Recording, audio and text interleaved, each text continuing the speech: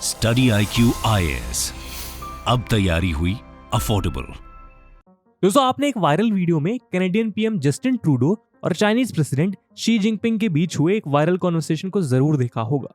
पर क्या आपको पता है उस कन्फ्रंटेशन के पीछे एक ग्रेट जियोपॉलिटिकल गेम छिपा हुआ है। आज हम उसी गेम का एनालिसिस करेंगे और इस पूरे मुद्दे की तह तक जाते हुए आपको चाइना और कनाडा के रिश्तों की कुछ ऐसी बातें बताएंगे जिनके बारे में आपने शायद ही कभी सुना होगा। यदि आप ईमानदार हैं तो हमें एक दूसरे के साथ सम्मानजनक तरीके से संवाद करना चाहिए, नहीं तो परिणाम क्या होगा ये कहना मुश्किल है। दोस्तों, ये वो आखिरी शब्द हैं जो चीनी राष्ट्रपति शी जिनपिंग ने बाली में हुए G20 समिट के मौके पर कैनेडियन पीएम जस्टिन ट्रूडो से कहे थे। हम आपको बता दें कि दोनों हेड ऑफ स्टेट्स के बीच हुए इस वार्तालाप में शी जिनपिंग ने कैनेडियन पीएम पर कुछ ही दिनों पहले हुई एक कॉन्फिडेंशियल मीटिंग की डिटेल्स लीक करने के आरोप लगाए थे।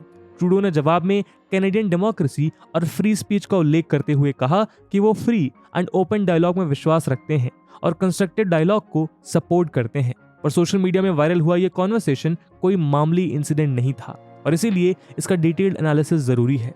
स्कॉलर्स का मानना है कि ये अनप्लीजेंट कॉन्वर्सेशन कनाडा और चाइना के बीच के कॉम्प्लेक्स रिलेशंस और जियोपॉलिटिकल टेंशंस को दर्शाता है। आज के वीडियो में हम इसी जियोपॉलिटिकल टेंशन का एनालिसिस करते हुए आपको बताएंगे कि कैसे पिछले कुछ सालों में चाइनीज गवर्नमेंट ने कनाडा में अपने इन्फ्लुएंस को एग्रेसिवली बढ़ाया है ताकि कनाडा को अमेरिकन इन्फ्लुएंस से बाहर लाया जा सके। लेकिन आगे बढ़ने से पहले मैं आपको बता दूं कि इस वीडियो की इंपॉर्टेंस यूपीएससी मेंस के GS2 के IR सेक्शन के लिहाज से काफी ज्यादा है। इसके बारे में हम वीडियो के अंत में और भी बात करेंगे, पर फिलहाल के लिए अपने डिस्कशन को हम आगे बढ़ाते हैं। दोस्तों, स्टडी IQ आप सबके लिए लेके आया है एक बहुत ही खास कोर्स। Study IQ UPSC pre plus mains के लिए एक फुली लाइव कोर्स लॉन्च करने जा रहा है। इस कोर्स में 900 घंटे से ज्यादा की लाइव क्लासेस होंगी। प्रीलिम्स में आपको परिपक्व करने के लिए प्रैक्टिस क्वेश्चंस दिए जाएंगे, मेंस की आंसर राइटिंग प्रैक्टिस होगी और आपके डाउट्स को किसी भी समय क्लियर करने के लिए मिलेगी 1-to-1 मेंटोरशिप, जिसके अंतर्गत आप अपने एकेडमिक और नॉन एकेडमिक डाउट को क्लियर कर सकते हैं। और दोस्तों, ये सब कुछ आपको मिलेगा 18,999 के सुपर डिस्काउंटेड प्राइस पे अगर आप AG live coupon code use करते हैं। दोस्तों, इन बैचेस में क्लासेस की starting 30th November morning 8 AM से हो रही है। तो अब आप भी अपनी तैयारी को एक हेड स्टार्ट दीजिए और पूरे देश के एस्पिरेंट्स के साथ बोलिए कि आप तैयारी हुई अफोर्डेबल स्टडी IQ के साथ। बाकी सभी अपडेट्स के लिए आप मुझे मेरे सोशल मीडिया हैंडल्स पे फॉलो कर सकते हैं। दोस्तों, कुछ साल पहले तक तो कैनेडियन गवर्नमेंट चाइना के साथ एक फ्री ट्रेड एग्रीमेंट की तरफ झुकाव दिखा रही थी, लेकिन सितंबर 2020 में ट्रूडो गवर्नमेंट ने ये डिप्लोमेटिक गोल अबैंडन कर दिया। इसके अलावा पिछले 5 सालों में दोनों देशों के बीच कई तरह के कॉन्फ्लिक्ट्स हुए हैं। कॉन्फ्लिक्ट के मुद्दों में Huawei, Hong Kong protest, Uyghur minorities का चाइनीज गवर्नमेंट द्वारा ट्रीटमेंट, क्रिटिकल लॉ मटेरियल्स का एक्सेस इत्यादि रहा है। शी और ट्रूडो के बीच हुए रिसेंट वार्तालाप का बैकग्राउंड वैसे तो 2018 में हुए हुआवे टेक्नोलॉजीज के एग्जीक्यूटिव मैंग वांजोउ का अरेस्ट और फिर बाद में चाइनीज अथॉरिटीज द्वारा 2 कैनेडियंस का स्पाइंग के चार्जेस पर अरेस्ट था। लेकिन ये टेंशन रिसेंटली तब रिसर्च हुए जब हाइड्रो क्यूबेक के एक पब्लिक यूटिलिटी वर्कर युइशेंग वांग पर एस्पियोनाज यानी जासूसी के चार्ज लगाए गए। कैनेडियन पुलिस ने बताया कि मिस्टर वांग पर आरोप थे कि उन्होंने हाइड्रो क्यूबेक के कुछ ऐसे ट्रेड सीक्रेट्स एक्सट्रैक्ट किए जिनका benefit People's Republic of China को मिला और ये कनाडा के इंटरेस्ट के खिलाफ था। लेकिन दोस्तों, आपको जानकर हैरानी होगी कि बात केवल यहां तक सीमित नहीं रही। कुछ रिपोर्ट्स दावा करती हैं कि कनाडा के लिए अब चाइना का इंपॉर्टेंस सिर्फ इंटरनेशनल ट्रेड और फॉरेन अफेयर्स तक सीमित नहीं है, बल्कि चाइनीज ऑथोरिटेरियन रेजिम पर अब आरोप लगने लगे हैं कि वो एग्रेसिव तरीके से कनाडा की पॉलिटिक्स में इंटरवीन करने लगी है और कनाडा की डोमेस्टिक पॉलिटिक्स में क्रूशियल एक्टर बन गया है। और यही मेन मुद्दा है हमारे इस वीडियो का। आइए देखते हैं ये सब हो कैसे रहा है।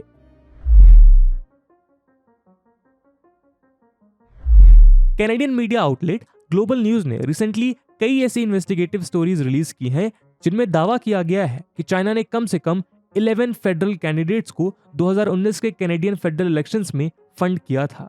रिपोर्ट्स का दावा है कि इन सब के पीछे कैनेडियन इंटेलिजेंस ने एक सीक्रेट नेटवर्क के रोल को उजागर किया है, जिसमें कनाडा की 2 मेजर पार्टीज यानी लिबरल्स और कंजर्वेटिव्स दोनों के मेंबर्स के होने की संभावना जताई जा रही है।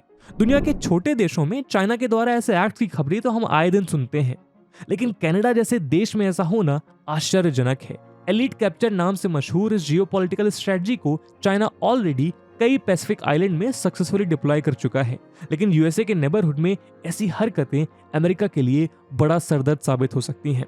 हम जानते हैं कि आज चाइना का सबसे बड़ा राइवल यूएसए है, जो एक सुपर पावर है, और कनाडा उसका वो नेबरहुड देश है जो उसके स्फीयर ऑफ इन्फ्लुएंस में आता है। और ऐसे में चाइना द्वारा कनाडा की पॉलिटिक्स में ऐसे इंटरवेंशंस ये दिखाते हैं कि कैसे चाइनीज हेजेमनी दुनिया में धीरे धीरे बढ़ रही है और अब वो अमेरिका के दरवाजे तक पहुंचने लगी है। एक रिपोर्ट के अनुसार एक केस में लगभग 2.5 लाख कैनेडियन डॉलर्स की funding Ontario based provincial MP के थ्रू हुई थी। इसके अलावा रिपोर्ट्स ये भी सजेस्ट करती हैं कि ऑपरेशन टोरंटो को चाइनीज कॉन्सुलेट द्वारा डिजाइन किया गया था। इसके तहत कई सर्विंग एमपीज के ऑफिसेज में चाइनीज ऑपरेटिव्स को प्लांट करने की कोशिश हुई थी ताकि कैनेडियन पॉलिसीज को इन्फ्लुएंस किया जा सके। 2021 के फेडरल इलेक्शन में कंजर्वेटिव्स को ग्रेटर टोरंटो एरिया और मेट्रो वैंकूवर में हार का सामना करना पड़ा, जो 2015 में तीसरी कंटिन्यूअस हार है।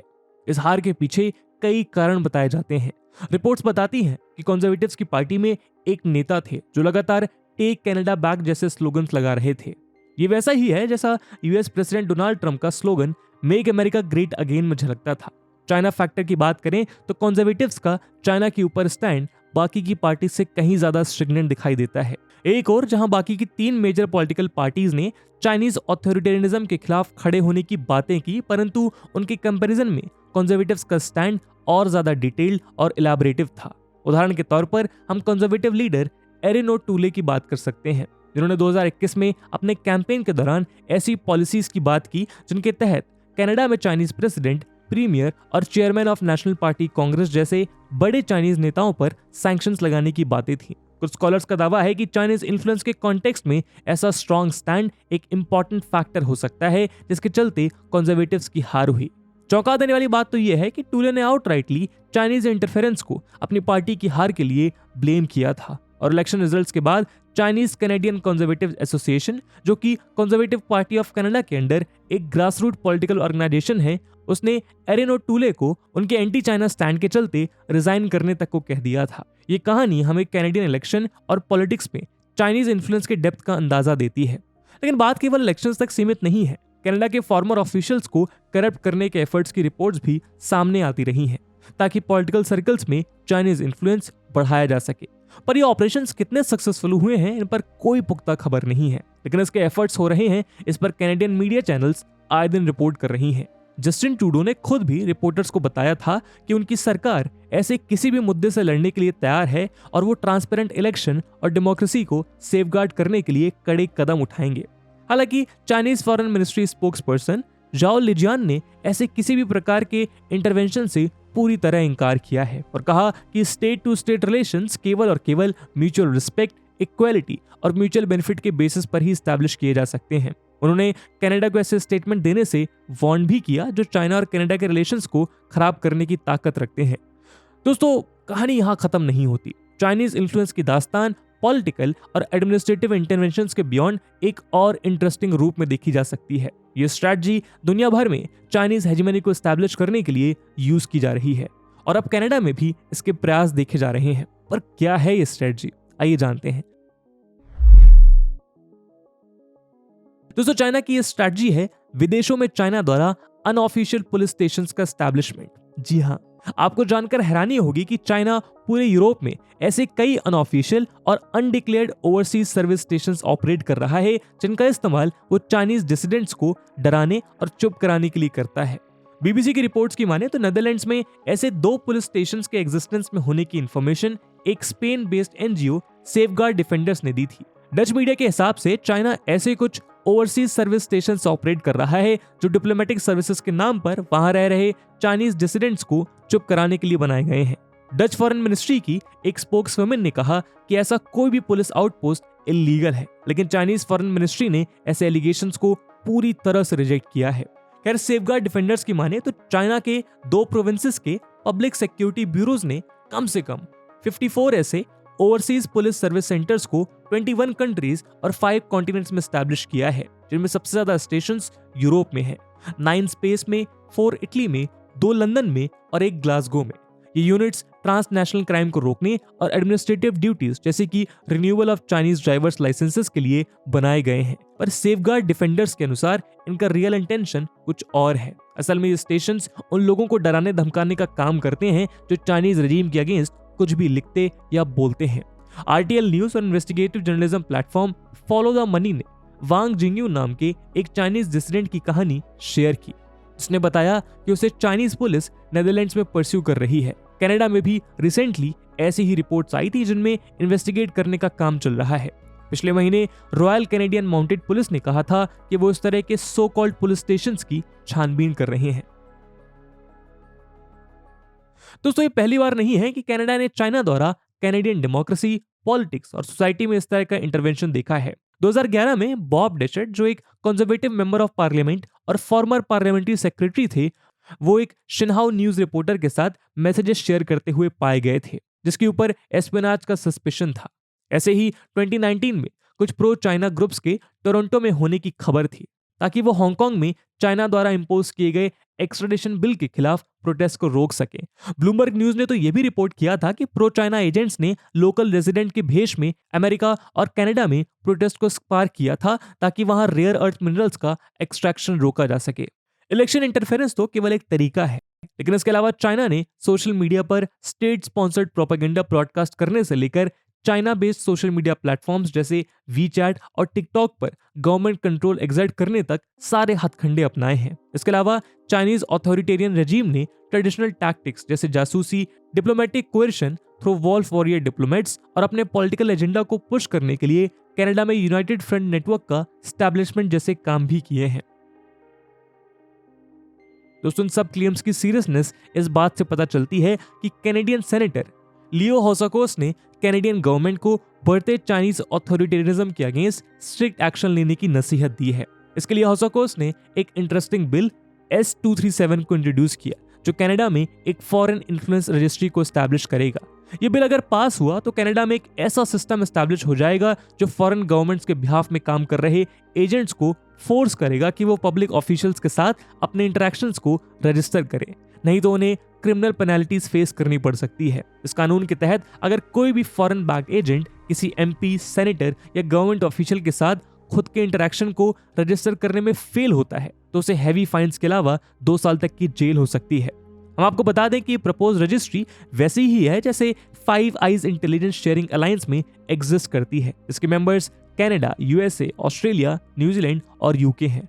USA में भी ऐसा ही एक system foreign agents registration act या FARA के नाम से एग्जिस्ट करता है, जिसके तहत फॉरेन एजेंट्स को उनकी एक्टिविटीज को डिस्क्लोज करना होता है। इंटरेस्टिंग बात यह है कि farmer US president Donald Trump के दौर में उनके स्टाफ के कई मेंबर्स को इस लॉ के तहत चार्ज किया गया था for एलिज्ड promotion of foreign interest. 1938 में बना ये लॉ एक्चुअली में तब के नाजी जर्मनी और USSR के USA में बढ़ते इन्फ्लुएंस को काउंटर करने के लिए लगाया गया था, और अब इसका यूज चाइना के खिलाफ हो रहा है। खैर, इसके अलावा ये मैंडेट लेटर के तहत ट्रूडो ने भी अपने एक मिनिस्टर को इंटीग्रेटेड गवर्नमेंट रिस्पांस लीड करने की हिदायत दी है, ताकि वो कनाडा के डेमोक्रेटिक इंस्टीट्यूशंस को प्रोटेक्ट करने के लिए सख्त कदम उठा सके। हालांकि अभी भी कैनेडियन पार्लियामेंट कोई सख्त कदम नहीं उठा पाई है। ऐसे में जियोपॉलिटिकल एनालिस्ट की नजर इस बात पे बनी रहेगी कि आने वाले समय में कैनेडियन गवर्नमेंट और पार्लियामेंट चाइनीज इन्फ्लुएंस को काउंटर करने के लिए क्या कोई कदम उठा पाएगी, या फिर अब इसके लिए काफी देर हो चुकी है। दोस्तों, इस मुद्दे पे आपका क्या ओपिनियन है, कमेंट सेक्शन में जरूर बताइएगा। आज की वीडियो के लिए इतना ही, मिलते हैं अगले वीडियो में। तब तक के लिए जय हिंद, जय भारत। स्टडी IQ IAS, अब तैयारी हुई अफोर्डेबल।